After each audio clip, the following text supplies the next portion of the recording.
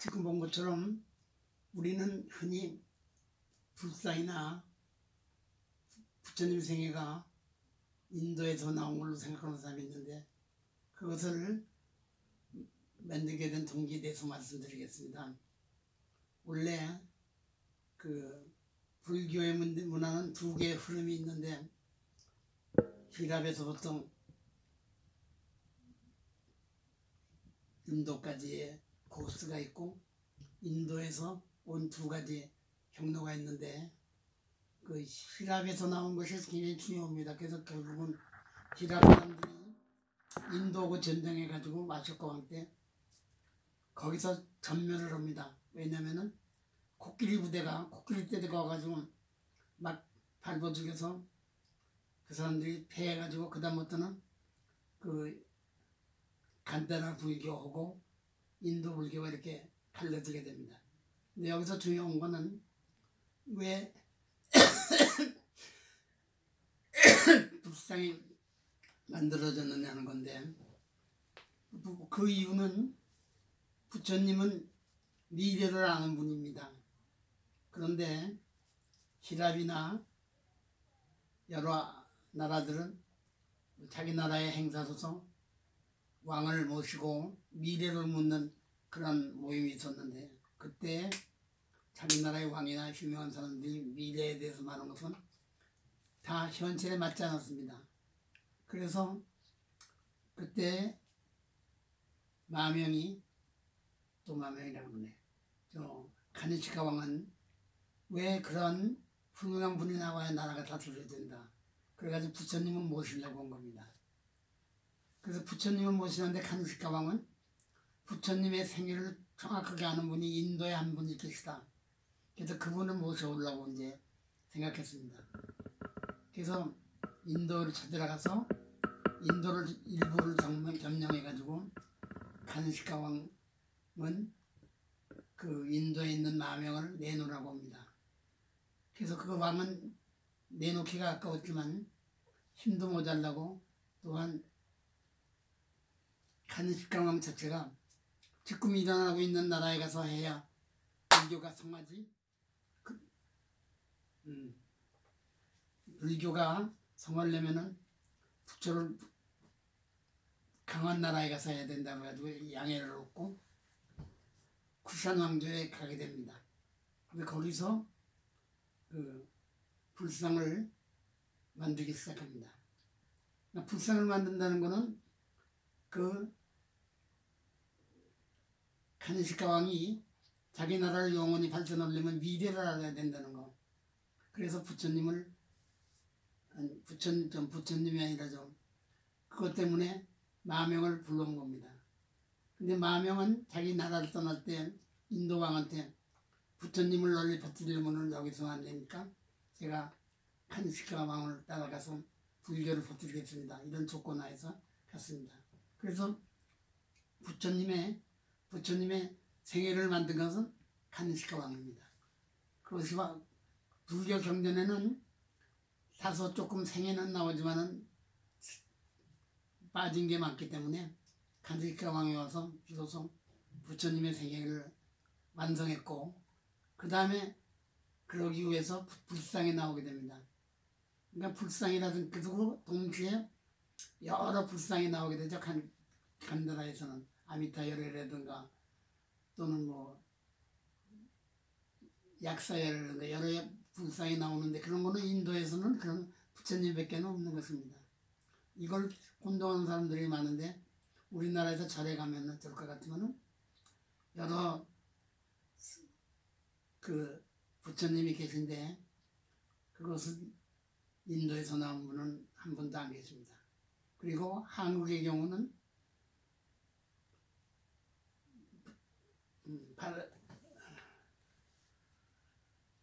쿠샨 왕조에서 다시 중국을 거쳐서 중국에서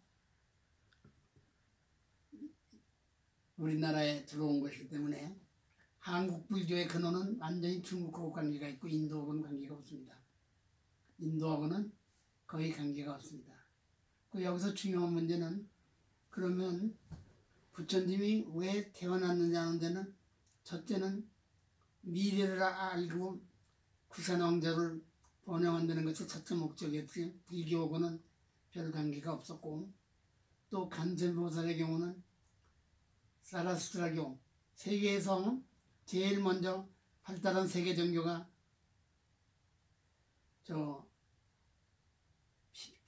페르시아의 조라스트라 교인데 거기에서는 문제가 심각한 게 한 번 나쁜 일 두번 다시는 이 세상에 못 옵니다.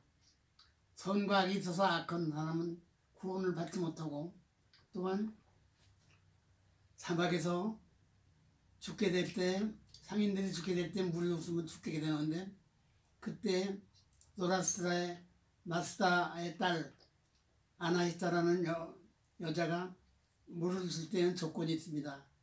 세상에 돌아가서 좋은 일을 한다는 약속을 하면 물을 주게 됩니다.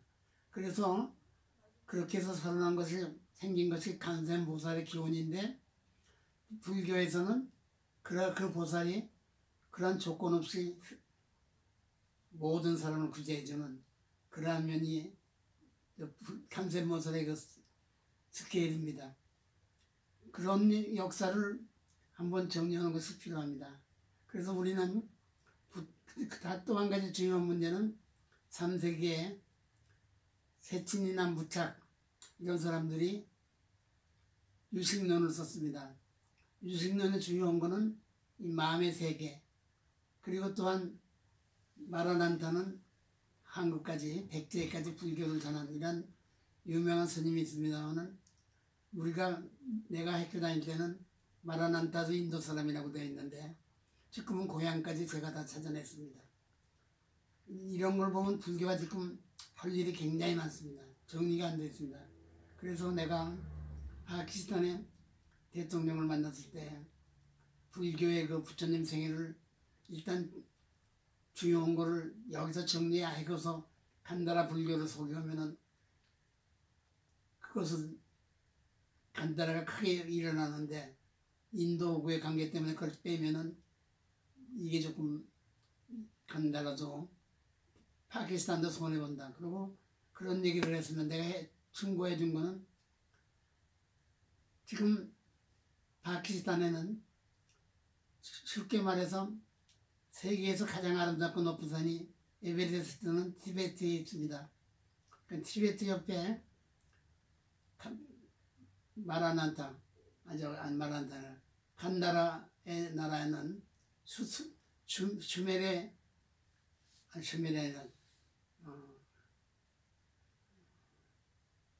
간다라에서는 세계에 뛰어난 히말라야 다음으로 가는 멱진산이 7개가 세계적으로 있고 온천도 있고 또 불상도 무진장으로 나오니까 이곳을 개발하면 세계에서 제일 잘 사는 나라가 됩니다.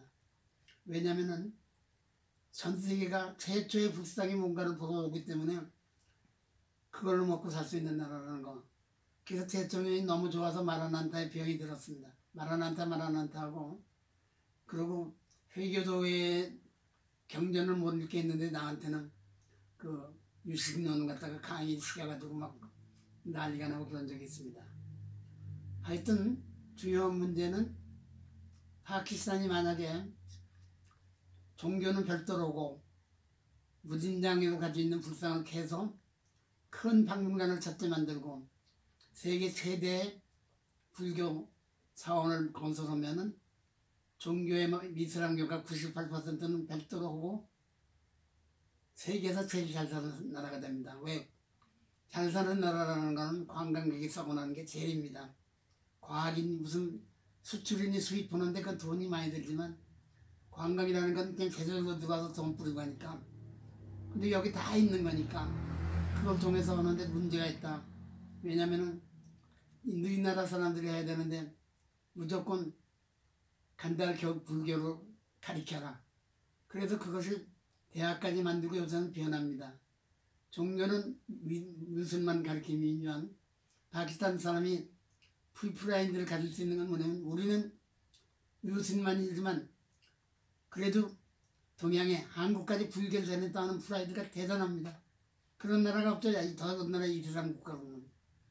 그런 걸 하는데 이제 역시 세계 정세가 혼란하고 어려움이 많아서 매년 가서 그런 것을 발굴하고 분류하고 강해하고 그럴 때에는 기독교인이나 카톨릭이나 또는 신교나 무슬만이나 다 내가 강연할 때는 와서 통역을 해줬습니다.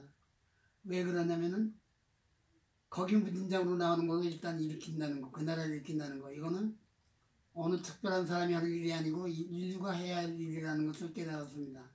그래서 아프가니스탄도 그렇고 기독교인들이 학교도 세워주고 또 불교인들도 그렇고 또 그 나라에서 자기 나라의 문화를 공부하려는 열이 상한데 문제는 사람이 없습니다. 그 나라에 파키스탄에 간다라 미술을 관광객에게 가르치고 또 자기 나라에서도 가르치면은 농담이 아니라 세계 제1의 나라가 됩니다. 대통령이 그거를 굉장히 이상적으로 생각하고 간나라에 학교를 세우려고 노력하는 중인데 현재로서는 어려움이 많고 그래서 이루지 못하고 있지만은 내가 말한 것이 실천이 되는 날에는 그 나라는 틀림없이 세계적으로 잘 사는 나라가 됩니다. 이거는 중요한 거는 인류라는 거는 전부 잘 살아야 되는 게 궁극이지 어느 종교가 성하는 것 가지고는 해결이 안 되기 때문에 한 명이라도 더 많이 잘 사는 것이 이상적인데 그런 사람이 누가 있느냐면 당군입니다.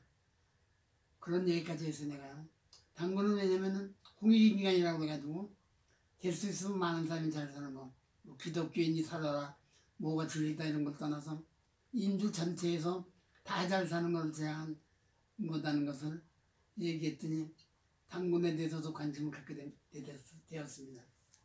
이와 같이 해서 세계라는 건 종교가 꼭 어떤 게 좋다는 것보다 뭐 기독교나 불교나 미술한교가 서로 도와서 살 때 그때 인류의 평화가 오는 것입니다. 이상입니다.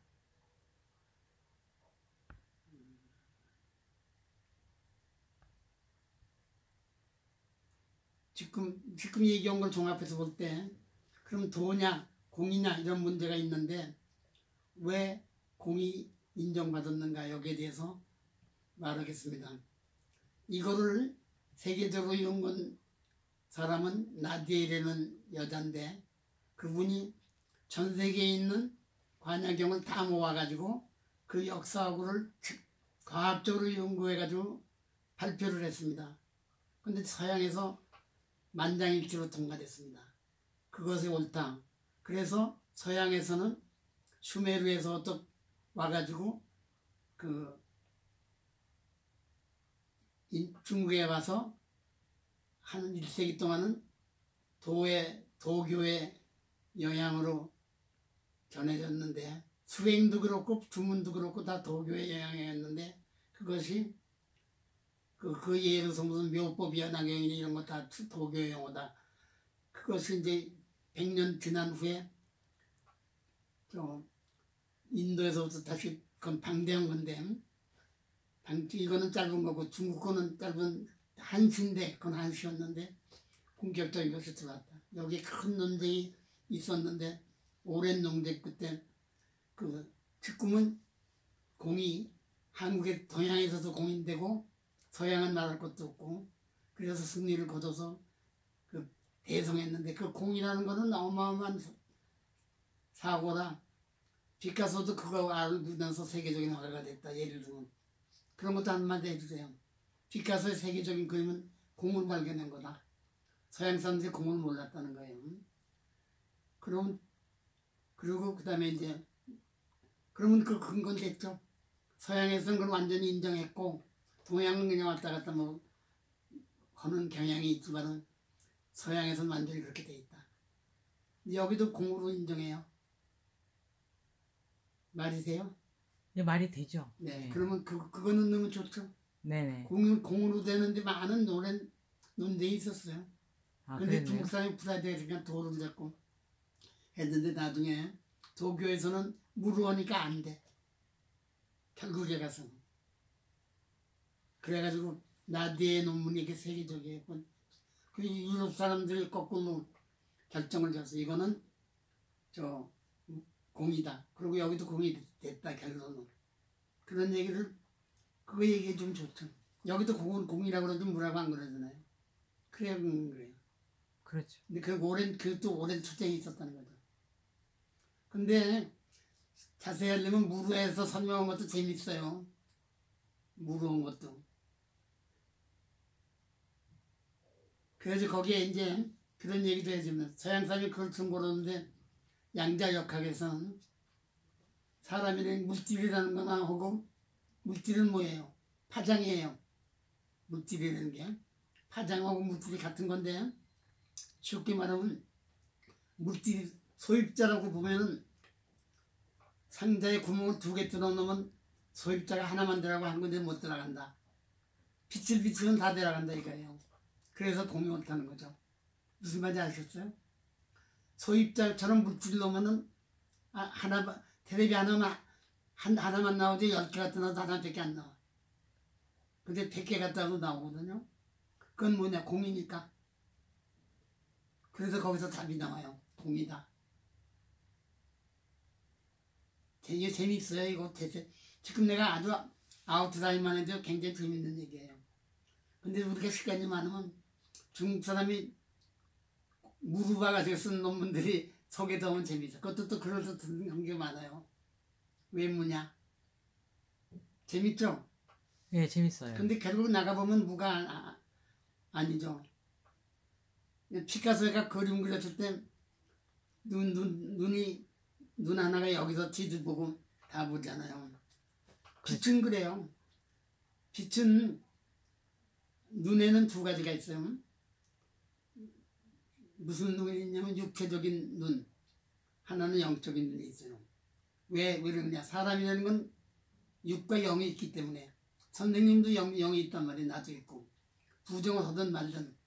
그러니까 내가 영적으로 볼 수도 있다는 거예요. 꼭 시각적으로만 보는 게 아니라. 그러면 그거는 예를 들면 내가 선생님 눈을 봤는데 야 뭐 앞으로 좀 성공하고 있구나 하는 거는 여기 보여요. 근데 그건 못 봐. 예를 들면은 송이버섯을 따라가는데 눈에 안 보여요. 왜? 사람의 눈에 안 보인다고요. 근데 꿈에 보면은 그게 보여요. 그러면 꿈을 보고 거기 가면 영적인 게 작용한 거고 생눈으로는 안 보여요. 그럼 설명이 되는 거예요. 그러면 우주 안에 빛이라는 것이 무진장으로 많아요. 적외선, 자외선만 있는 거 아니에요. 장님은 그것도 못 보지만 우리가 보는 거는 적외선, 자외선밖에 그 바깥에 빛은 못 봐요. 우리도 장님이에요. 그렇게 쓰면 재밌죠?